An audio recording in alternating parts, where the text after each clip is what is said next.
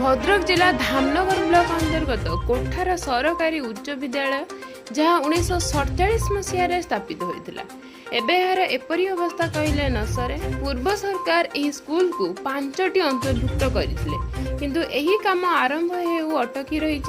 एवं स्कूल को पिला माने जीवाकु हेले आंठुए पानी रे जीवाकु पड़ुछि। स्कूल परिसर रे पानी निष्कासन होई पारुनी, जेउ पानी जमी रही पोक सालुबालु हेउछन्ति। अभिभावक मानक कहवा कथा से पानी पिला मानक पादरे लगी चर्म रोग होउछि। ता सहित सेतेबेले पड़िथिबा आजबेस्ट सब भांगी पानी पड़ुछि, पाठ पढ़िबनी। ता सहित स्कूल ले साइकिल रखिया पई स्थायी साइकिल स्टैंड ते नाही। आहुरी मध्ये स्थायी प्रधान शिक्षक पदवी 31/3/2017 ठारू खाली पड़िछि। 3 गोटी शिक्षक शिक्षयित्री पदवी खाली पड़िछि। 3 गोटी शिक्षक शिक्षयित्री पदवी खाली पड़िछि। 1 गोटी कनिष्ठ कार्यालय सहायक पदवी खाली पड़िछि। स्थायी श्रेणी प्रकोष्ठ प्रधान शिक्षक प्रकोष्ठ मध्य नाही। 2टी चतुर्थ श्रेणी कर्मचारी पदवी और रात्र जगुआली पदवी खाली पड़िछि। आहुरी function hall, meeting hall, common room और स्थायी रोषेई घर मध्य नाही। आहुरी एमिति बहु असुविधा रे चलुछि विद्यालय। सुनंतु कोन कहउछन्ती शिक्षक और शिक्षयित्री। मो ना सरला बाला पाढ़ी, मु विद्यालय असिस्टेंट टीचर अटे।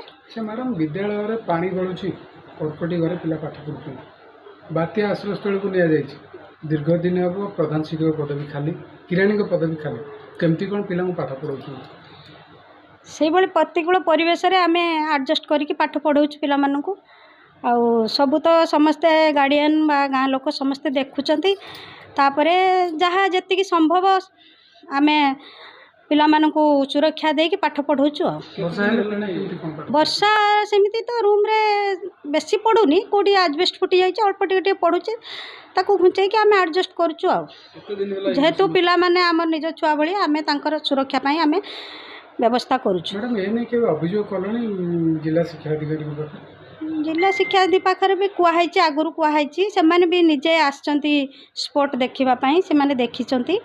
आ तापरे किछि किछि करिचंती। हमर बिल्डिंग नथिला, सेठी बिल्डिंग गोटे हेइछि, एमती करा होउछि आस्ते आस्ते। सेमिति आखि दृश्य काम सेमिति एते हेइ नाही।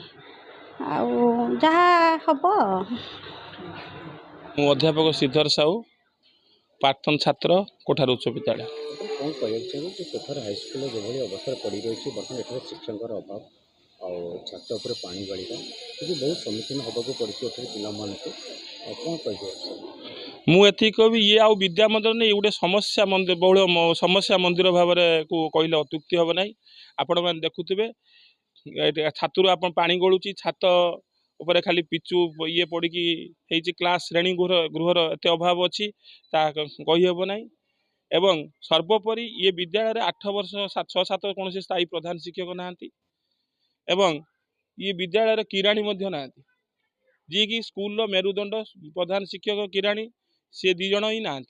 कईठू केमी चली विद्यालय चलुव आप अनुमान करूँ। आउ गोटे कथा, ये विद्यालय जेहेतु धामनगर ब्लॉक सब सर्वपुरातन विद्यालय, ये विद्यालय 5टी अंतर्भुक्त है। ये अंचल सब स्कूल हो सारा पुणी आम आंदोलन कलापर आपण मैंने आसते सांबादिक सम्मेलन आम करूँ है।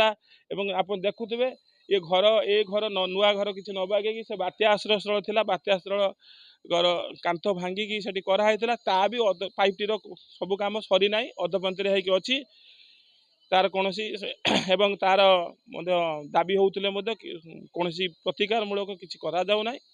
तेणु ये पूरा अवहेलित भाव में अच्छी। पिला मानकर साइकेल स्टैंड ना, पिला मानक साइकेल एवं रास्ता देखु आसला बेले आंठिए पानी रे पिला माने आसुचंती। या ठार आउ दुखर कथा कौन, सरकार कहते सभ्य बढ़िया सभ्य पढ़ा, किंतु मु भावुची एठी किसी माने ना।